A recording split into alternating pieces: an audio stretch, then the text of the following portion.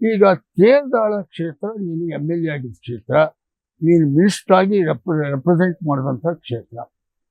ಈ ಇಡೀ ಕರ್ನಾಟಕ ರಾಜ್ಯ ತುಂಬ ಉಮಾಶ್ರೀಗೆ ಎಲ್ಲ ಕಡೆನೂ ಗೊತ್ತಿತ್ತು.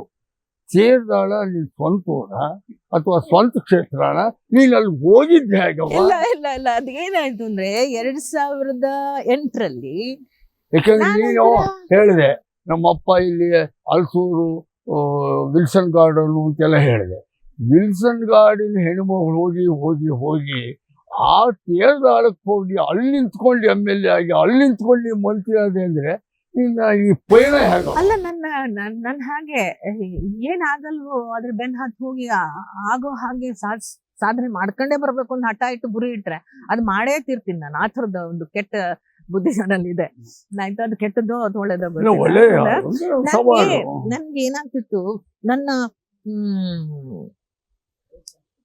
ಬಂಗಾರಪ್ಪಾಜಿಯವರು ಫಸ್ಟ್ ನಂಗೆ ಟಿಕೆಟ್ ಕೊಟ್ಟಿದ್ದು KCP ಇಂದ Hubli rural.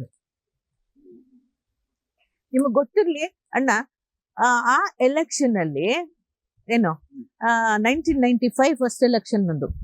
1995 direct election first. ಆ ಟೈಮಲ್ಲಿ ಪುಟ್ನಂಜ ನಡೀತಿತ್ತು.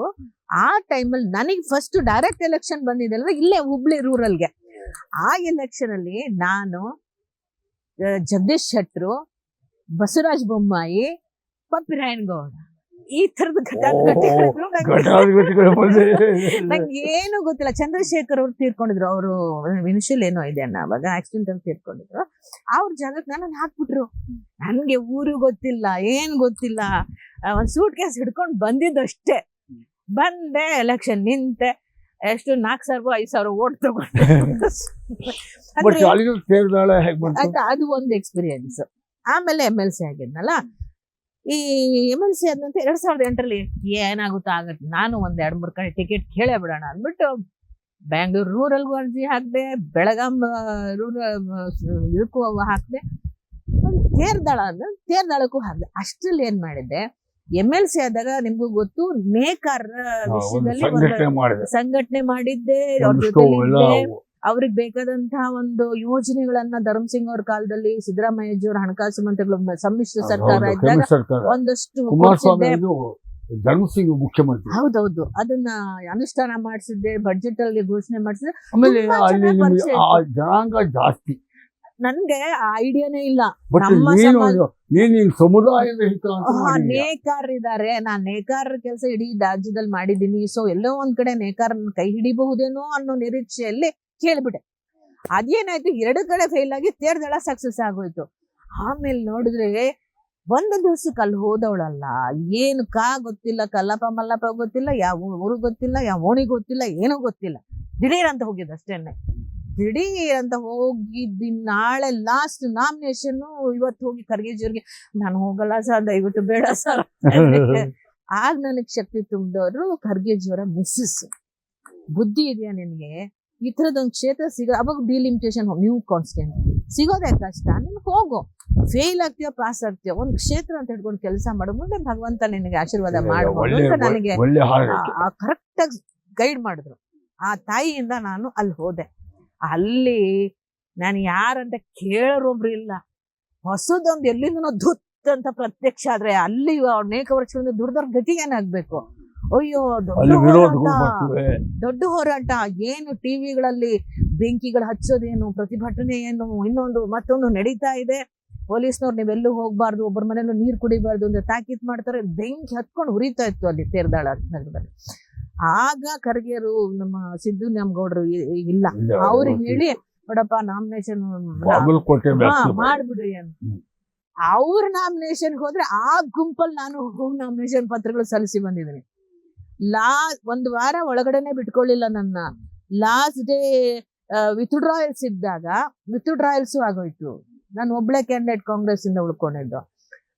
ಮತ್ ಅವಾಗ ಒಂದು 8-10 ಹಳ್ಳಿಯವರು ಸೇರ್ಕೊಂಡು ತೇರದಾಳ ಸಿಟಿಯವರೆಲ್ಲ ಕರೆದು, ನೀವ್ ಏನ್ ಮಾಡ್ತೀರೋ ಮಾಡ್ರಿ, ನಮ್ಮ ಕ್ಯಾಂಡಿಡೇಟ್ ಇಲ್ದಂಗ ಆಗುತ್ತೆ, ನಾವ್ ಆ ಹೆಣ್ಮಗಳನ್ನ ಕರ್ಕೊಂಡು ಎಲೆಕ್ಷನ್ ಮಾಡ್ತೀವಿ ಅಂತ ಆ 8 ಹಳ್ಳಿಯವರು ಕೂಡ ಗಟ್ಟಿಯಾಗಿ ನಿಂತ್ಕೊಂಡ್ರು. ಆಗೆಲ್ಲರೂ ಸೇರಿ ಎಲೆಕ್ಷನ್ ಮಾಡಿದ್ರು. 10 ದಿವಸ ಏನು ಗೊತ್ತಿಲ್ಲ, ಯಾರು ಏನ್ ಕೊಟ್ನೋ, ಏನ್ ಬಿಟ್ನೋ, ಏನ್ ಕೈ ಮುಗಿದ್ನೋ. ನಾನೇ ಅಲ್ಲ ಈ ಕಲರ್ ಆಗ್ಬಿಟ್ಟೆ. ಒಟ್ನಲ್ಲಿ ಮಾಡಿದೆ ಅಲ್ಲ 10 ತಿಳಿದಿದೆ. ದಿವಸದಲ್ಲಿ 55,000 ಓಟ್ ಕೊಟ್ರು ಜನ. ಮತ್ತೆ ಸೋತಾಗ ಇನ್ನ 5 ವರ್ಷ ಅಲ್ಲೇ ಇದ್ದು ಮನೆ ಮಾಡ್ಕೊಂಡು ಅದು ಮುಂದೆ ಬಿಡು. ಈಗ ಮತ್ತೆ ನೀನು MLA ಆದೆ. ಮೊದಲನೇ ಸ್ಥಳದಲ್ಲೇನೆ 55,000 ಓಟು ನಾನು ಅದೇ ಅನುಭವದವನೇ. ಅದರಿಂದ ನಾನು ಮೆಚ್ಕೋತೀನಿ ಈ ಸಾಹಸನ. ನನಗೂ ಅವಾಗ ನಾ ಮಾಡಿದ ಸಾಹಸನೇ ನಮ್ಮ ಜ್ಞಾಪಕ ಬರುತ್ತೆ. ಆದ್ರಿಂದ 2008 ಫೇಲ್ಯೂರ್ ಆಯ್ತು. 2013 ನಾನು ಹಾಗೆ ಆದೆ, ನೀನು ಹಾಗೆ ಆದೆ. ಬಟ್ ಏನಂದ್ರೆ ಅದೇ ನನ್ನ ಜನ ಸಿದ್ದರಾಮಯ್ಯ ನನ್ನ ತೇರ್ದಾಳದ ಜನ ನನ್ನ ಒಂದು ಕೆಲಸದ ಬಗ್ಗೆ ಆಗ್ಲಿ ಅಥವಾ ನನ್ನ ಕಮಿಟ್ಮೆಂಟ್ ಬಗ್ಗೆ ಆಗ್ಲಿ, ನಾನು ಸಂಘಟನೆ ಮಾಡ್ತಾ ಇದ್ದಾಗ್ಲಿ, ಕಾಂಗ್ರೆಸ್ 0 ಇಂದ ಕಟ್ಟಬೇಕಾಗಿತ್ತಲ್ಲಿ ಕಾಂಗ್ರೆಸ್ ಕಟ್ಟಿದ್ದಾಗ್ಲಿ, ಇದನ್ನೆಲ್ಲ ನೋಡಿದ್ರಲ್ಲ, ಆ ಕ್ಷೇತ್ರದ ಜನತೆ ಶರಣು ನನ್ನನ್ನು ಕೈ ಹಿಡಿದ್ರು. ಅದು ಬಹಳ ಮುಖ್ಯ.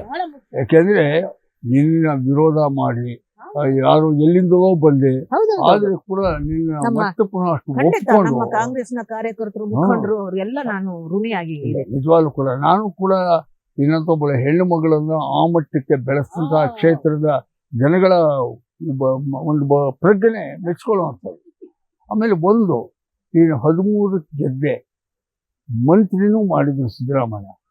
ಮಂತ್ರಿಯಾಗಿ ನೀನು ಅದ್ಭುತವಾಗಿ ಕೆಲಸ ಮಾಡಿದೆ. ನಾನು ಆ ಟೈಮ್ ಒಳಗಡೆ ಎಲ್ಲ ನಿನ್ನ ಶಾಸಕನಾಗಿ ವಿರೋಧ ಪಕ್ಷದಲ್ಲಿದ್ದರೂ ಕೂಡ ನಿನ್ನ ಕಾರ್ಯಚಟುವಟಿಕೆಗಳು, ಇದನ್ನೆಲ್ಲ ಕ್ರಿಯಾಶೀಲತೆ, ಇದು ಯೋಚನೆ ಎಲ್ಲ ಮೆಚ್ಕೊಂಡವನು ನಾನು.